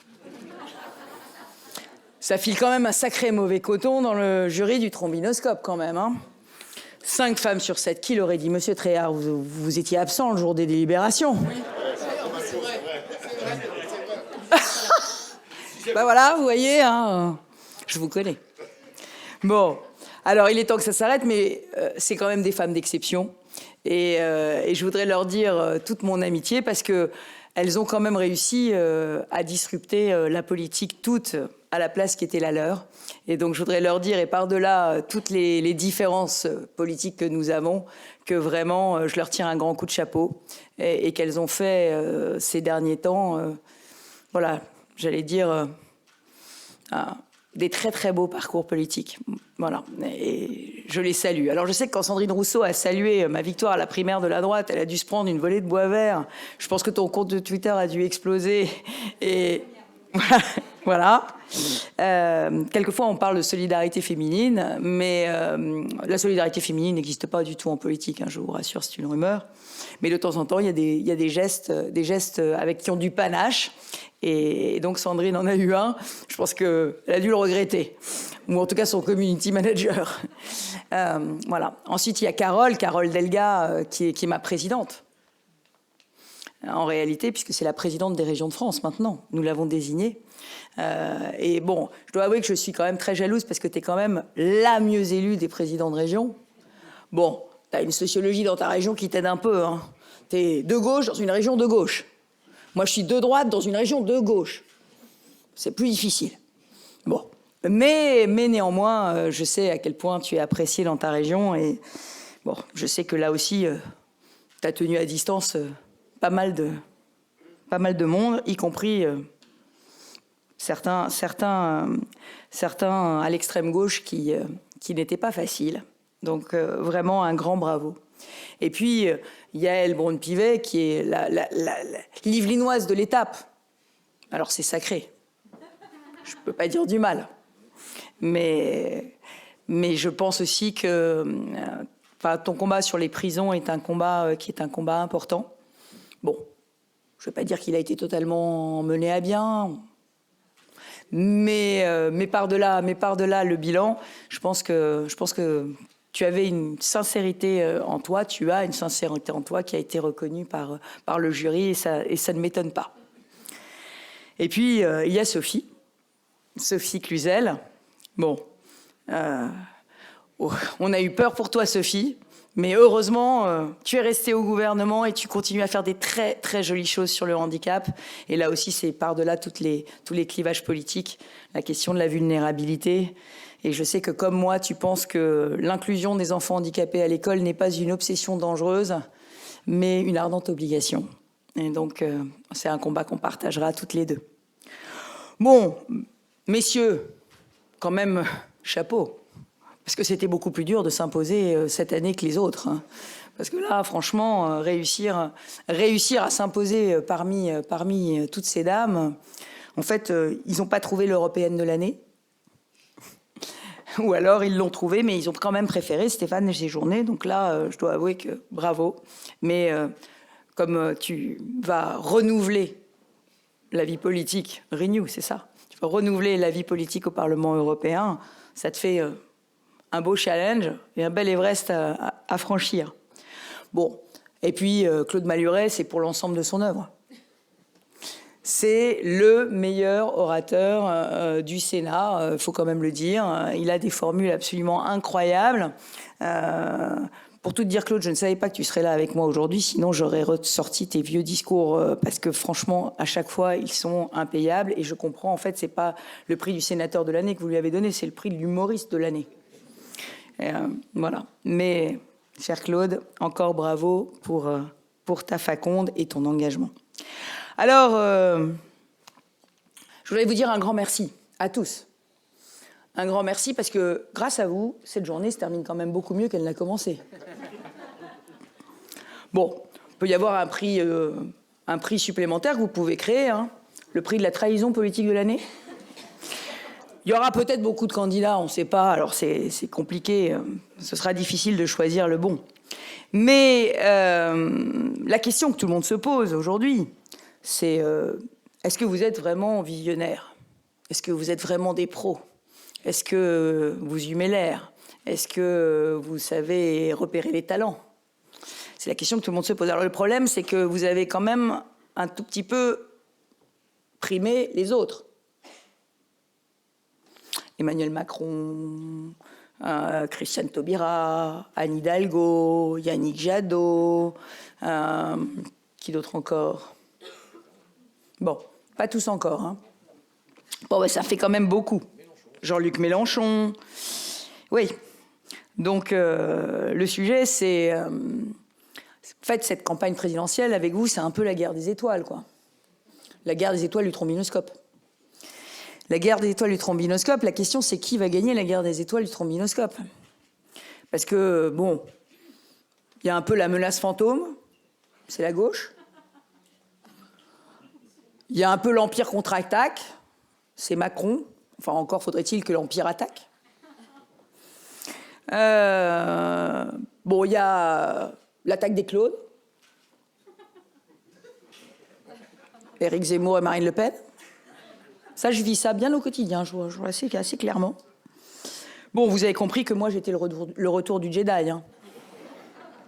Voilà. Et parce que je veux faire lever un nouvel espoir, comme dit la fin de la saga. Oui, cette campagne, c'est un peu la guerre des étoiles. C'est un peu la guerre tout court. C'est normal, l'exercice veut ça. Et puis, surtout, ça ne fait que commencer. Donc, tout est à venir. Alors, il se trouve que, pendant ma campagne régionale, il a fallu que je me batte contre les Avengers. Bon, ça leur a pas porté énormément chance. Certains ont même dit que c'était les 3 chevaliers de l'Apocalypse. Donc, voilà. Ils avaient fait un tweet un peu compliqué. Mais le mieux, c'est quand même la primaire de la droite. La primaire de la droite, Jean-Luc Mélenchon a quand même eu la meilleure formule. Il a dit que face aux 4 Dalton, c'était toujours Ma qui gagnait à la fin. Alors, on m'avait jamais comparé à Ma Dalton. Pourtant, c'est Bernadette Chirac qui a un sac, hein, c'est pas moi. Bon. Alors, ça voulait peut-être dire que je défouraillais plus vite que mon ombre. Je ne sais pas. Mais en tout cas, moi, je ne me vois pas tellement comme Ma Dalton, je me vois plutôt comme Calamity Jane, je tiens à vous le dire quand même, s'il faut choisir une héroïne. Alors, est-ce que je candidate au prix de l'année prochaine? Bah, évidemment, hein, les amis. Donc, je me mets déjà sur les rangs. Je me mets sur les rangs avec les autres Sith, les autres Jedi et les autres clones pour pouvoir revenir en 2022 et être prix de l'année 2022. Parce que j'ai quand même remarqué quelque chose, c'est que je crois que personne ne l'a eu 2 fois. Bah, 2 fois tout court. 2 fois? Qui 2 fois? Qui? Qui l'a eu 2 fois? Non, parce qu'il a eu... Non, ils l'ont pas eu 2 fois. Ils ont eu révélation et personnalité. Mais je l'ai déjà 2 fois. Parce que je vous rappelle que vous m'avez nommé révélation politique en 2015. Donc je fais partie de ce petit club de Happy Few, extrêmement sélect, de ceux qui l'ont eu 2 fois. Nicolas Sarkozy. Ah oui. Alors, j'ai été révélation et maintenant... D'ailleurs, c'était assez drôle parce qu'effectivement, je vous avais fait remarquer que la politique était quand même le seul moment où on pouvait être révélation à 40 ans ou 45 ans, je ne sais plus à quelle heure... que ça en disait long quand même sur l'état de notre système. Bon, enfin, tout ça voudrait-il qu'effectivement, je fais partie du petit club qui l'a eu 2 fois, mais la personnalité politique, je crois que c'est encore 0. Donc, il y a encore un Everest à franchir. Donc, je me prépare pour l'escalader. Et en tout cas, ce que je voulais vous dire, c'est que si je gagne cette élection, ce ne sera pas un défilé qu'il y aura le 14 juillet, c'est un feu d'artifice. Allez-y.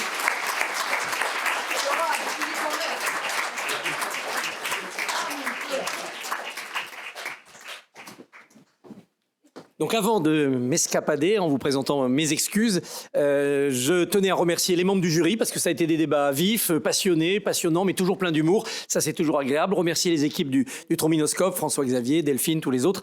C'est une tradition à laquelle nous sommes très attachés. C'est toujours un bon moment pour nous. Et je cède la parole pour le dernier prix, la ministre de l'année, à Christopher Baldelli pour donc le prix de la ministre de l'année 2021. Christopher Baldelli, président de Public Sénat. Merci à tous, au revoir et à l'année prochaine.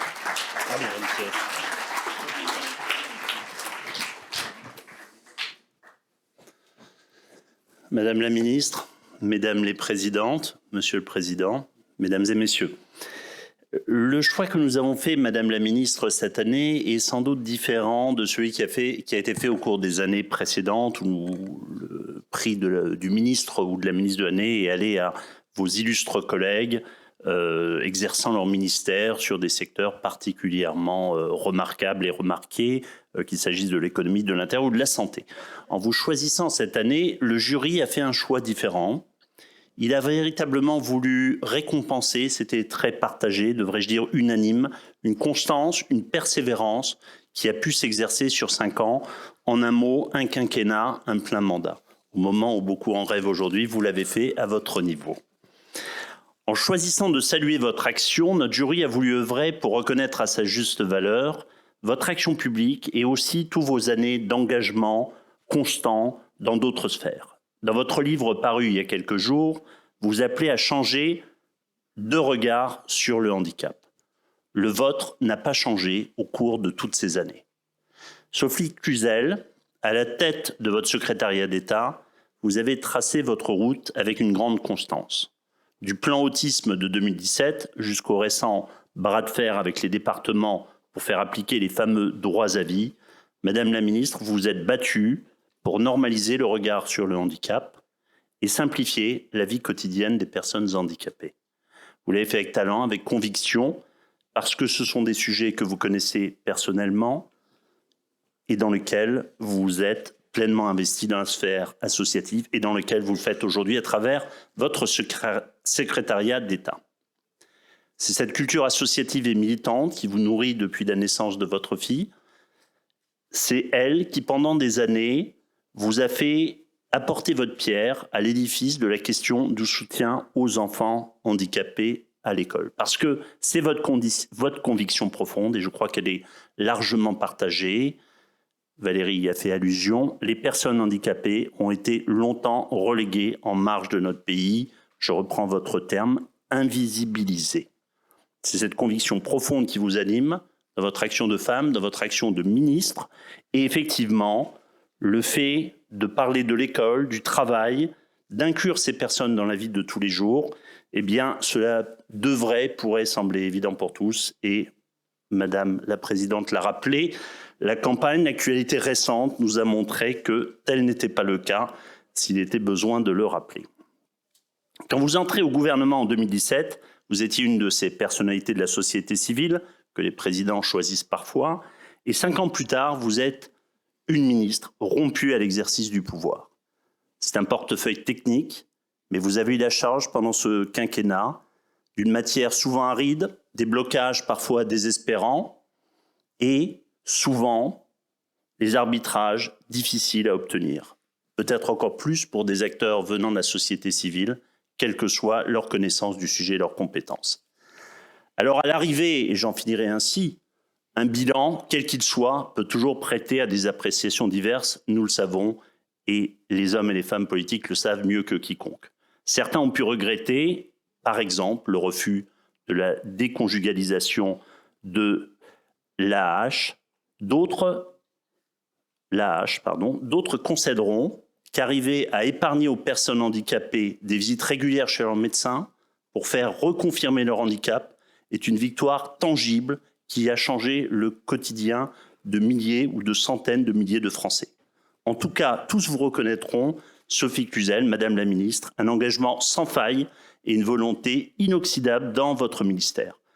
Et vous aurez su le rendre utile au plus grand nombre. Et c'est la raison pour laquelle notre jury a décidé cette année de reconnaître et de récompenser votre action comme secrétaire d'État.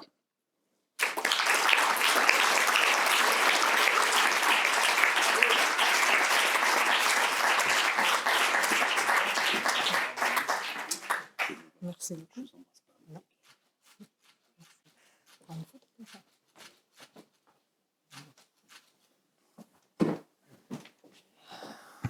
Merci vraiment à tous et à toutes. D'abord, je voudrais vous remercier, mais rassurez-vous, je ne serai pas trop longue de peur que mon discours soit décompté du temps d'un éventuel futur candidat.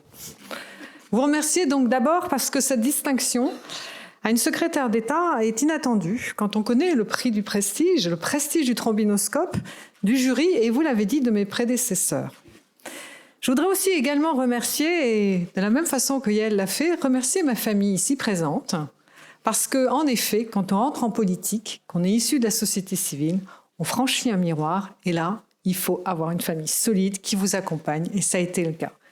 Et je voudrais également remercier mon équipe qui sont présents ici parce que si j'ai duré 5 ans avec autant de réussite, c'est parce que j'ai une équipe derrière moi. Et une équipe qui est aussi composée de personnalités, de conseillers qui sont issus de l'administration, de l'ENA, mais aussi de la société civile, et qui ont mixé justement cet engagement toujours constant de ne jamais rien lâcher, surtout face aux administrations. Et ça, je pense que si on a eu autant de réussite, c'est parce que cette confiance, elle a été instaurée, et que cette aussi bonne humeur dans la capacité de travailler est très importante, surtout quand, comme moi, on est rattaché au Premier ministre, et donc on doit travailler dans l'interministériel. Cette distinction, elle est très, très importante pour moi. D'abord, pourquoi? Parce qu'elle donne tout son sens à la double décision du président de la République qu'il a acceptée quand j'ai rejoint le gouvernement en 2017. Pas de Xème loi du handicap, pas de loi Cluzel. Finalement, je craignais que cela soit au détriment de ma notoriété, mais vous venez de prouver le contraire et faire mentir l'adage qu'on n'existe que par la loi auprès des médias ou auprès du grand public. Alors évidemment, c'est un combat constant, parce qu'il faut aller instiller auprès de ses collègues du gouvernement le fait qu'il va falloir travailler sur leur politique de droit commun. Mais c'est ainsi qu'on a travaillé pendant 5 ans. Et c'est ainsi qu'on a travaillé sur la loi École de la confiance, sur la loi Liberté de choisir son avenir professionnel, sur la loi avec Nicole Bellouet pour remettre justement en pleine citoyenneté et remettre le droit de vote aux personnes handicapées. Il s'agissait là, nous étions pointés par l'Europe, par l'ONU, du fait qu'on privait, du fait de leur handicap, les personnes handicapées de ce droit de vote si important qu'est la citoyenneté. Citoyenneté, simplifier la vie, vous l'avez dit, ça a été mon mantra, arrêter de devoir prouver tous les 3 ans qu'on est toujours trisomique, parce qu'on l'est à vie, autiste, aveugle, et donner des droits à vie pour redonner de la dignité et du respect. Oui, ça a été un combat compliqué, parce qu'on copartage cette politique avec les départements, qui sont chefs de file de politique de solidarité. Et sur les territoires, il faut prendre son bâton de pèlerin et aller convaincre en permanence, travailler avec les élus locaux, les présidents de région, et j'ai beaucoup travaillé avec eux, les présidents de département, mais aussi les élus locaux et les communes. Ça a été un travail vraiment sur les territoires, parce que je suis la ministre de toutes les personnes handicapées et que cette équité territoriale est un vrai sujet pour changer la vie des gens. Et puis, comment cela a été possible? Parce que j'ai demandé au président d'être attaché auprès du Premier ministre. Et là, on a changé la donne pour la méthode, mais surtout parce qu'on a fait sortir les personnes handicapées d'objets de soins, elles étaient rattachées au ministre de la Santé historiquement, pour devenir des sujets de droit. Et ça change tout. Ça change tout dans la méthode, mais ça change tout aussi dans la dignité, le fait de pouvoir redonner du pouvoir d'agir aux personnes handicapées. Et puis, je pense que nous montrons ainsi un objectif essentiel. Changer le regard de la société vis-à-vis des personnes handicapées, avoir une présomption de compétence et non d'incompétence et non de déficience, mais bien une présomption de compétence sur ces citoyens à part entière, plus de 12 millions de personnes, 8 millions d'endants, on est tous concernés, on a tous quelqu'un dans notre famille. Et là, je voudrais m'adresser aux médias, parce que c'est aussi grâce à vous, les journalistes, les médias, qu'on a changé la donne. On n'a jamais autant parlé du handicap que pendant ce quinquennat, parce qu'on a pris conscience que c'était un sujet de société, parce qu'on a pris conscience que quand on s'exerce, quand on s'adresse et quand on s'occupe des personnes qui ont le plus de besoins, on travaille pour le bien commun de tous. Et donc je pense que sincèrement, ce regard différent qui a été porté, cette visibilité qui a été donnée aux personnes et à ce sujet, et on a eu aussi des Jeux olympiques, paralympiques, et on va en avoir, voilà. Je pense que les médias, au sens large du terme, ont bien compris que c'était un sujet de société. Et je pense que c'est un prix politique décerné par des experts en politique. Eh bien, permettez-moi de vous dire que vous avez traité le handicap comme un sujet de politique, c'est-à-dire un sujet de société. Ce mot société inclusive, inclusion, il est souvent tarte à la crème. Moi, je dis de participation pleine et entière de ces citoyens qui sont des citoyens à part entière avant tout. Alors, merci parce que vous réaffirmez haut et fort que le président de la République a fait du handicap la priorité du quinquennat. Et si vous m'avez permis d'être justement décerné aujourd'hui par ce prix, c'est que cette incarnation, elle est réelle. En tout cas, c'est ma conviction profonde. Et je pense que grâce à toutes mes équipes, nous avons réussi à en faire un sujet du gouvernement, mais à en faire un sujet de société. Et surtout aussi grâce à vous. Merci beaucoup.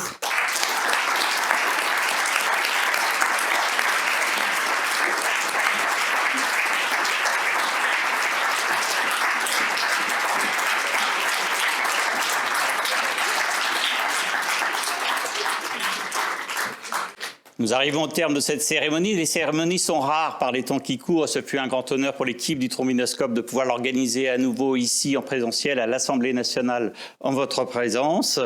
Merci aux lauréats de leur venue, malgré des agendas particulièrement chargés. Merci au jury d'avoir délibéré avec sérieux.